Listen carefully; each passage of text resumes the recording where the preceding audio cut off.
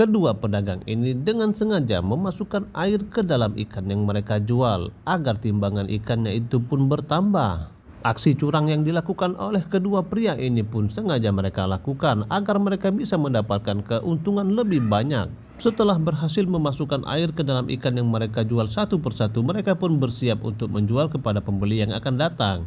Dan tak lama setelah itu datanglah seorang pembeli dengan menggunakan mobil dan mampir ke tempat mereka. Setibanya di sana, kedua pembeli itu pun berkata, "Kami ingin membeli ikan dengan kualitas yang baik."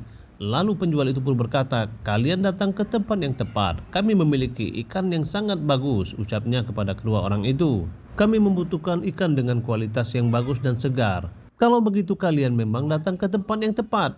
Aku memiliki ikan yang cukup bagus dan segar. Lihatlah sendiri. Ikan ini baru saja datang dari nelayan sini dan kalian tidak akan rugi membelinya," ucapnya kepada kedua pembelinya itu.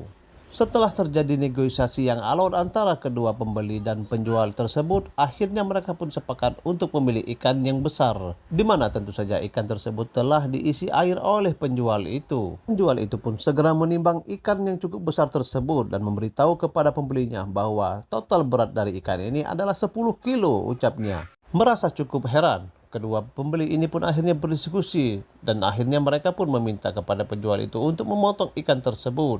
Penjual itu pun mengikuti kata-kata kedua pembelinya itu. Tanpa sadar mereka akan membongkar trik mereka sendiri di depan pembelinya tersebut. Dan ketika penjual itu pun memotong ikan tersebut, kecurigaan pembeli itu pun akhirnya terbukti. Mereka melihat cucuran air dari ikan tersebut cukup banyak. Pembeli itu pun menyampaikan kepada penjual tersebut, bagaimana bisa ikan itu begitu banyak airnya.